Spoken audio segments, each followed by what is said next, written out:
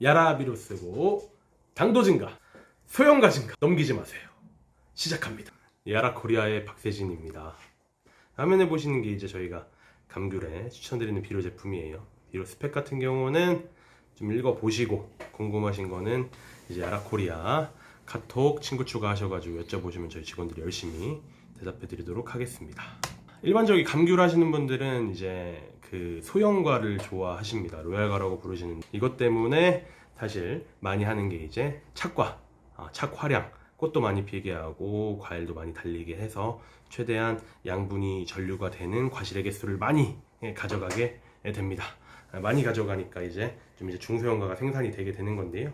한번 읽어볼까요? 고당도 소형과 생산을 위해서는 계획적인 물 관리, 물 관리 같은 경우는 당도 조절이 굉장히 중요하니까요. 수세 관리, 수세에 맞는 척가수, 마지막으로 적절한 비료 사용이 중요하다고 적혀져 있는데 제가 생각할 때 이제 착과수가 제일 중요한 것 같아요.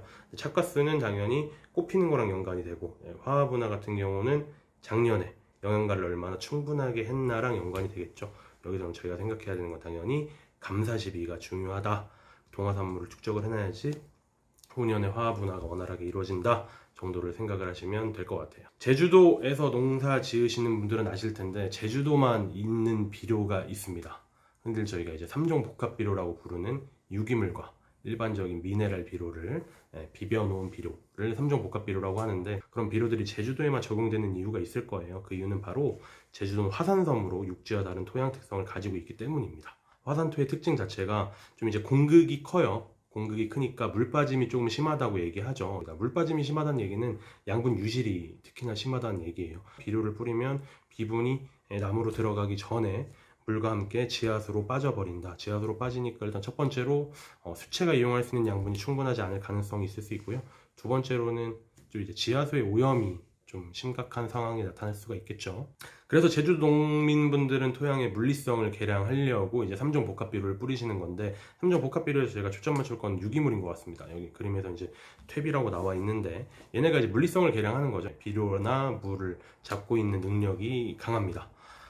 그래서 이제 퇴비를 많이 줘야 되는데 퇴비를 그렇게 많이 주시기가 힘드니까 이제 아예 그냥 비료랑 섞어서 퇴비랑 비료랑 섞어서 공급하는 비료가 바로 3종 복합 비료였죠. 이렇게만 들으면 굉장히 좋은 비료입니다. 사실 미네랄 비료가 들어가 있으니까 감귤에 필요한 질소, 인산, 칼륨이 들어가고 거기 이제 퇴비까지 들어가니까 토양의 물리성이 개량이 돼가지고 물 빠짐이나 양분의 그 리칭, 양분의 침출을 막아준다라는 개념인데 문제는 이게 계속 되다 보니까 문제가 생긴다는 거예요. 실제로 제가 제주도 가서 토양 검정을 많이 진행을 해보면은 유기물이 부족한 토양은 하나도 없어요. 적게는 2배, 많게는 5배까지 이제 유기물이 집적되어 있는 상황이 나오는데 유기물이 집적되면 또 문제가 생기겠죠. 아시는 것처럼 토양이 산성화될 수도 있고 그리고 또 그 비료를 잡은 능력이 퇴비가 굉장히 강하다고 했잖아요. 그러니까 퇴비가 너무 쌓여있다 보니까 비료를 잡는 능력이 너무 강해져서 양분이 나무로 제대로 못 들어가요.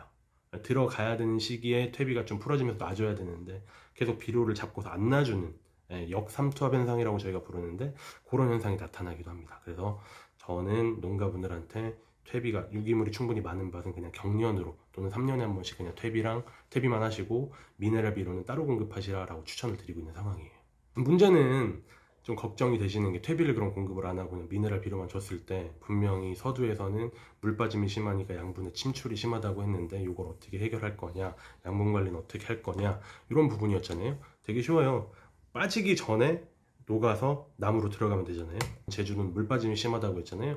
천천히 녹으면서 뭐 나무에 양분을 공급한다라는 거는 좀 편하게 들릴 수는 있지만 천천히 녹는 과정에서 나무가 먹는 질소의 양보다 오히려 빠지는 질소의 양이 더 심하겠죠. 그러니까 질소의 낭비가 이루어진다라는 거고요.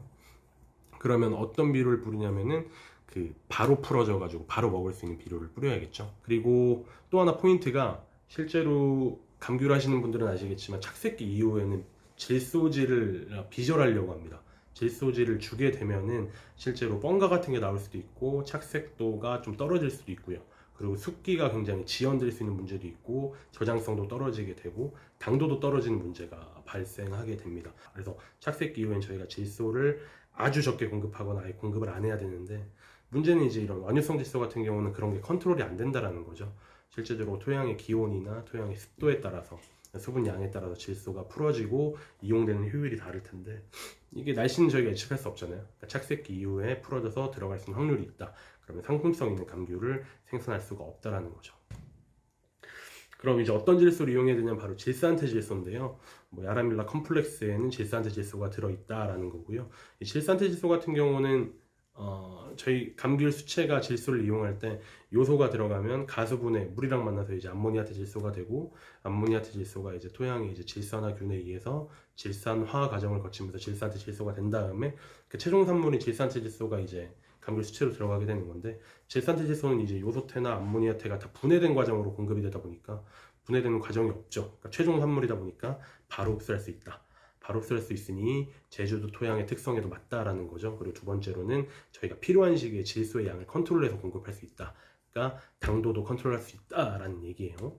실제로 질산테 질소가 암모니아테 질소랑 똑같이 뿌렸을 때 어떤 차이가 있냐라고 보는 건데, 여기 보이는 기계가 바로 이제 엔테스터라는 기계입니다. 엔테스터라는 기계는 입에 지금 엽록체 함량, 그러니까 입의 질소 함량을 보려고 하는 거예요. 질소가 얼마나 잘 들어가서 입이 잘 녹화가 되어 있는지 보려고 하는 건데, 이 숫자를 보시면은 질산테 질소가 들어간 처리구가 암모니아테 질소가 들어간 대조구에 비해서 그 엔테스터의 수치가 굉장히 높게 나오고 있습니다. 이 얘기는 결국에 질산테 질소는 제주 토양에 맞게 침출되기 전에 흡수가 되어서 입까지 전달이 되고 입의 녹화까지 잘 이루어졌다라는 얘기죠.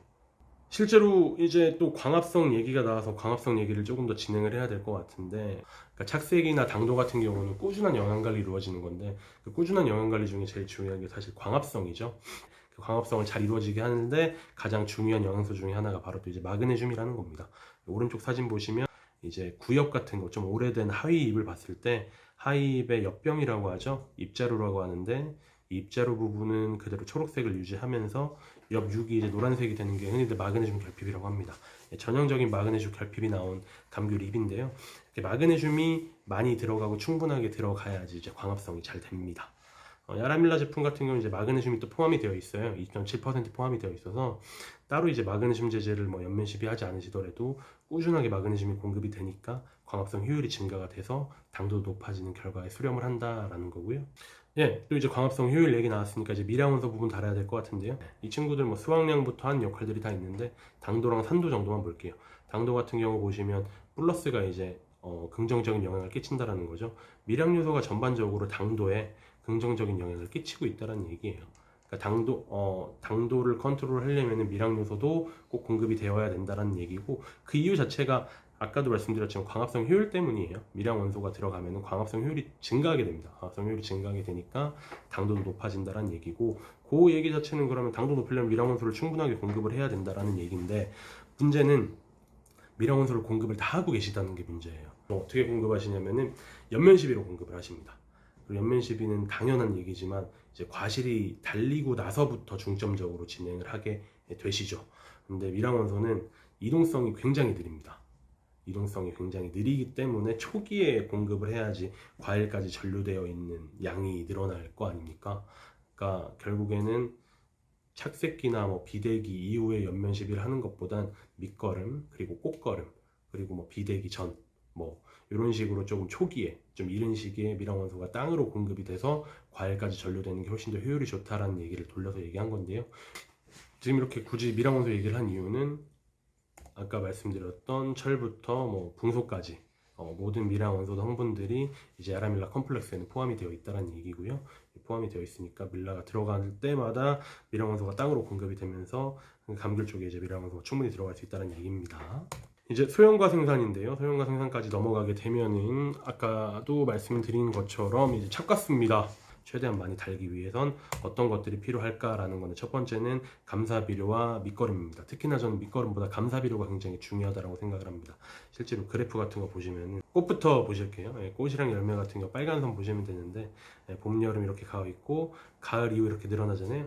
가을 이후에 꽃 열매에 필요한 양분 같은 경우는 양분 저장으로 감귤나무는 최대한 많이 보충한다라는 거죠. 그러니까 동화산물을 최대한 많이 축적해놔야 된다라는 거고, 가을 이후에 양분이 저장되려면 결국에 감사시비밖에 없습니다. 감사시비를 하셔야지 걔네가 체내에 축적이 되니까 이듬해 돼서 꽃이랑 열매가 더 나온다는 얘기입니다.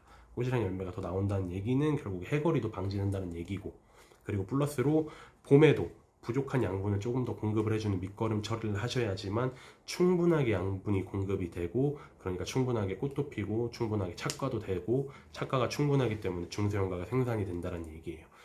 야라비로 뿌린 데랑 안 뿌린 데랑 보시면 일단 착색도 차이가 두드러집니다. 일단 벌써 착색도 차이가 두드러지고, 그리고 이제 사진상으로 그 크기가 보이실지 모르겠는데 저희가 그 감귤 크기 재는 도구 있잖아요. 감귤 크기별로 분류를 해봤을 때도 로얄 가수가 월등하게 많더라고요. 대조구 같은 경우는 똑같은 비율로 수확을 했을 때 63% 비율이 이제 중소형가가 생산이 됐다라면은 철이고, 야라밀라 컴플렉스가 공급된 철이고 같은 경우는 98%의 중소형가가 생산된 것을 저희가 볼 수 있었습니다. 칼슘 부분을 또 다뤄야 될 것 같아요. 일단 그 뭐 석회고토랑 석회유황이랑 석회가 칼슘 비료의 역할을 하는지 안 하는지는 저희 이제 야라코리아 유튜브 채널에 저희 직원 동영상을 한번 참고를 해주시면은, 어쨌건 석회류들은 토양의 물리성과 화학성을 계량하는 거지 pH를 조정하는 거지 칼슘 공급원이 되지 못한다라는 거를 깨달으실 수 있을 것 같고, 칼슘 연면시비로 넘어갈게요. 칼슘 연면시비 보시면 가장 많이 사용하시는 연면시비 그 제품들이 염화칼슘입니다. 이제 저희가 추천드리고 싶은 거는 염화칼슘이 아니라 질산칼슘인데요. 일단 염화칼슘이랑 질산칼슘을 비교할 수 있는 게 일단 과실수입니다. 100제곱센티미터당 과실수를 저희가 봤을 때 염화칼슘을 뿌린 것은 8개 정도, 질산칼슘을 뿌린 것은 10개 정도, 한 20% 정도 차이가 나는 걸로 보여지는데요. 그 이유가 염화칼슘의 염류집적 때문입니다. 어쨌건 염화칼슘은 염소가 들어있잖아요. 염소가 염류집적도가 굉장히 높아요. 감귤류도 노지에서 안 하시고 뭐 강원 감귤을 하시건 비가림 재배를 하시건 아니면 망감류를 하시건 하우스에서 하시는 경우가 많잖아요. 그러니까 객토, 노지도 마찬가지죠. 과수원을 하시기 때문에 땅을 바꿀 수는 없잖아요.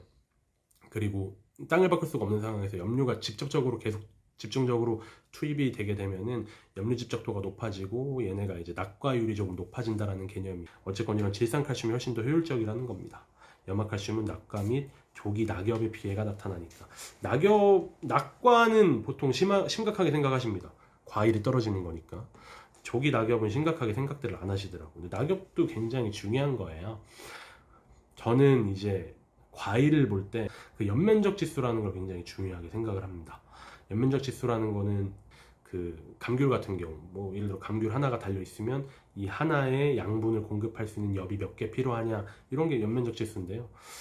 여기서 뭐 얘기가 나오는 것처럼 조기 낙엽이 일어나게 되면은 엽수가 확보가 안 되잖아요. 엽수가 확보가 안 되면 당연히 어떻게 되겠어요? 광합성 효율이 떨어지겠죠. 광합성 효율이 떨어지면은 아까 말씀드렸던 색소가 됐건 당도가 됐건 그런 것들로 충분하게 생성이 안 되기 때문에 색깔도 약해지고 당도도 약해지게 되는 거예요. 그래서 낙과도 심각하지만 조기 낙엽도 굉장히 심각하다. 근데 낙과랑 조기 낙엽은 염화칼슘이 염소 때문에 일어난다. 그러니까 염화칼슘이 아니라 질산칼슘을 쓰셔야 된다라고 말씀을 드리는 부분이에요. 그래서 저희 프로그램은 다음과 같습니다. 감귤류 관주 쪽 프로그램인데요. 이 제품을 이렇게 뿌리라고 저희가 권장을 해드리는데 어떻게 뿌리면 돼요? 이런 것도 자세한 거는 저희 채널 친구 추가하셔가지고 여쭤보시면 될 것 같고, 그리고 야라밀라 컴플렉스 같은 경우는 다음 동영상에서 저희가 다시 말씀을 드리겠지만 이게 실제로 관주하실 때 녹이는 부분에서 조금 어려움이 있으실 수는 있습니다. 어쨌건 얘네가 토경용 비료니까. 토경용 비료니까 관주용 비료보다 훨씬 싸요. 지금 사용하시는 관주용 비료보다 훨씬 더 싸고 성분도 좋은데, 어쨌건 토경용 비료니까 조금 녹이시는 게 힘들 수 있습니다. 녹이시는 방법 같은 경우는 저희가 다음 동영상에서 또 안내를 해드리도록 하겠습니다. 이번 시간을 정리하도록 하겠습니다. 유튜브 채널 구독과 좋아요 부탁드립니다. 감사합니다.